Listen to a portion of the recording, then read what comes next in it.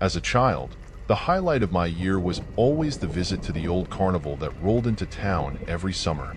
My dad would take me, and we'd spend the day wandering through the vibrant, bustling fairgrounds, indulging in cotton candy and hot dogs, and playing games that promised cheap stuffed animals as prizes.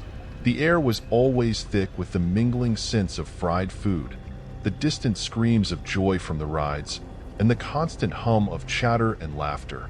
But what I looked forward to most was the old carousel. Nestled at the edge of the carnival, it stood apart from the flashier attractions, its ancient wooden horses and chariots bearing a timeless elegance that seemed out of place amid the more modern rides. The carousel itself was a relic from another era, with intricate carvings and faded paint that hinted at its storied past. Each horse was unique, with flowing manes and tails that seemed almost lifelike despite their weathered appearance. The carousel's music, a hauntingly beautiful melody played from an old, creaking calliope, drew me in like a moth to a flame. The melody had a timeless quality, a blend of joy and melancholy that seemed to echo from the past. The horses, though chipped and worn, had a majestic air about them, their eyes painted with an almost eerie realism that made them seem as if they were watching you. Despite its worn and somewhat eerie appearance, I was always captivated by the carousel. Its history and mystery only added to its allure. Every year, I would beg my dad to let me ride it, and every year, he would indulge me, lifting me onto one of the taller horses and standing by the side, waving as I circled around. One summer evening, as the sun dipped below the horizon and the carnival lights began to twinkle, casting long shadows across the fairgrounds, my dad and I found ourselves once again standing before the old carousel. The wooden horses gleamed in the dim light, their chipped paint and worn saddles telling stories of countless riders who had come before me. The music played softly, its haunting tune blending with the distant sounds of laughter and the occasional pop of fireworks. With a mix of excitement and a touch of apprehension, I ran towards the carousel, my eyes wide with anticipation. My dad followed closely behind, his smile encouraging and warm. I chose a horse near the edge, one that seemed particularly majestic with its flowing mane and proud stance, though its side was marred by a dark, reddish stain that looked unsettlingly like dried blood. Ignoring the strange feeling that pricked at the back of my mind, I clambered onto the horse and gripped the brass pole tightly. The operator, an old man with a grizzled beard and piercing eyes, gave me a nod and started the ride. As the carousel began to spin, the world around me blurred into a whirl of lights and colors, and I felt a familiar thrill mixed with a newfound sense of unease.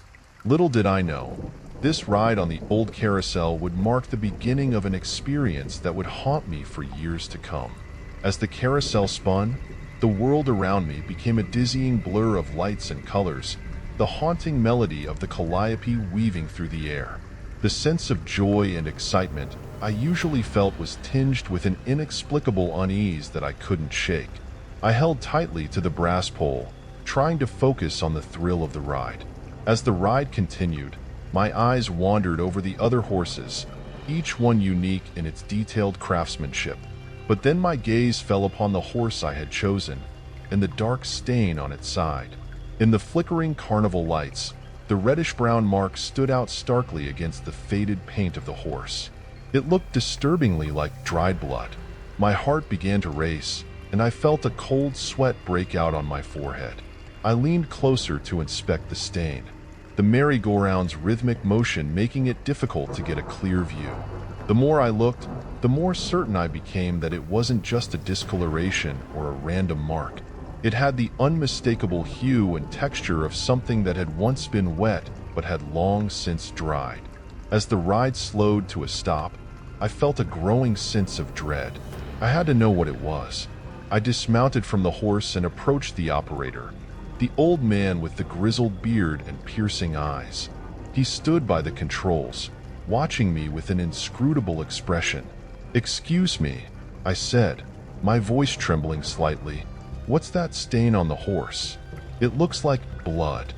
For a moment, he said nothing, just stared at me with those piercing eyes. Then, Slowly, a sinister smile spread across his face. It was a smile that didn't reach his eyes, a smile that made my skin crawl. "Some things are better left unanswered," he said cryptically, his voice low and gravelly. The way he spoke, it was as if he knew something dark and terrible, something he wasn't willing to share. His response only heightened my unease. The carnival, which had always been a place of joy and wonder, now felt menacing and oppressive. The lights seemed harsher, the music more discordant, and the cheerful laughter of the other visitors felt distant and hollow. As my dad and I walked away from the carousel, I couldn't stop glancing back at the horse with the blood-stained side. The operator's words echoed in my mind, mingling with the haunting tune of the calliope. The sinister atmosphere of the carousel lingered, a dark shadow over the rest of the evening.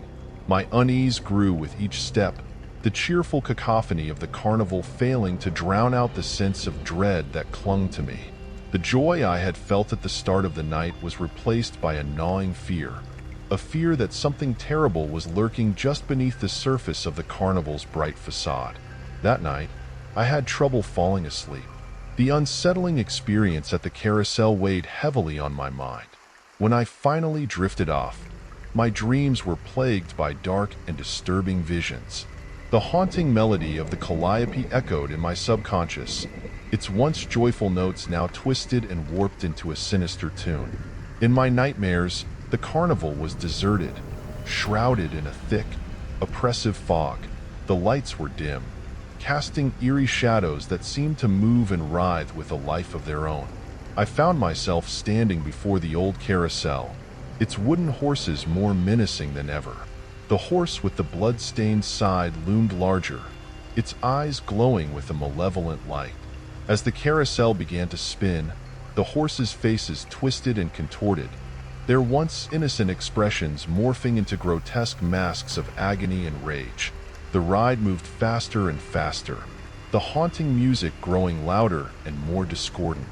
I tried to run, but my feet were rooted to the spot, and all I could do was watch in terror as the carousel seemed to come alive with a sinister energy. Suddenly, the horse with the blood-stained side broke free from its pole and lunged at me, its jaws snapping and eyes blazing. I screamed, the sound swallowed by the cacophony of the twisted calliope. The horse's gaping maw closed in on me, and just as it was about to clamp down, I jolted awake. I was drenched in sweat, my heart pounding in my chest. The room was dark and silent, but the vividness of the nightmare left me disoriented and terrified. I sat up in bed, trying to catch my breath and shake off the lingering fear. I glanced at the clock on my nightstand. It was well past midnight. Feeling an inexplicable urge, I got out of bed and walked to the window. As I peered outside, my blood ran cold. There, in the distance, I could see the carnival grounds, eerily illuminated by the moonlight. And there, at the edge of the park, was the carousel, spinning slowly on its own. The park was supposed to be closed, and there was no one in sight. Yet, the carousel turned, its horses bobbing up and down in a ghostly rhythm. The haunting melody of the calliope faintly reached my ears, carried on the still night air. It was the same twisted tune from my nightmare, and hearing it in reality filled me with a deep, bone-chilling dread. I rubbed my eyes, hoping it was a trick of the light or my imagination playing tricks on me, but the sight remained unchanged. The carousel continued its eerie dance, the horse's eyes seeming to glow with an unnatural light. The realization hit me like a physical blow. Something was terribly wrong with that carousel. I backed away from the window, my heart still racing. The sinister atmosphere from the carnival had followed me home, manifesting in my dreams and now in reality. The operator's cryptic words echoed in my mind. Some things are better left unanswered. I knew then that the carousel held a dark secret, one that I was now inexplicably tied to. The rest of the night, I lay in bed, unable to sleep. The haunting music and the image of the spinning carousel seared into my mind. The sense of dread clung to me, a constant reminder that the horror was far from over. The next morning, I awoke feeling exhausted and on edge. The events of the previous night, the nightmares, the eerie sight of the carousel spinning on its own, played over and over in my mind. I tried to shake off the unease as my dad and I prepared for another day at the carnival, hoping that the daylight would dispel the sinister aura that had settled over me. As we arrived at the carnival grounds, it was immediately clear that something was wrong. The usual bustling activity and cheerful atmosphere were gone, replaced by a tense and subdued crowd. People were gathered in small groups, whispering and casting worried glances toward the center of the park. My dad and I approached one of the clusters of people, where an older man was speaking in hushed tones. "Did you hear? They had to evacuate the park last night," he said, his voice filled with a mix of fear and curiosity. "Something happened on the carousel. Some kind of accident." My heart skipped a beat, and a cold wave of dread washed over me. I pushed through the crowd, desperate to hear more. Another person chimed in. "I heard someone got hurt really bad. They found blood all over one of the horses." The world seemed to spin around me, and I felt a growing sense of panic. The connection between my nightmares and the real-life incident was too strong to ignore. The blood on the horse, the sinister smile of the operator, the eerie music, all of it was intertwined in a web of fear that tightened around me. My dad, noticing my pale face and wide eyes, put a reassuring hand on my shoulder. "Let's find out what happened," he said gently, guiding me towards the entrance where a group of officials and police officers were gathered. As we approached, we overheard snippets of their conversation. The park was closed, but the carousel was still running when we arrived, one officer said, shaking his head in disbelief. "No one knows how it started. There was no one here." Another officer added, "The victim was found lying on the ground next to one of the horses. The injuries were severe, and there was a lot of blood. It's like something out of a horror movie."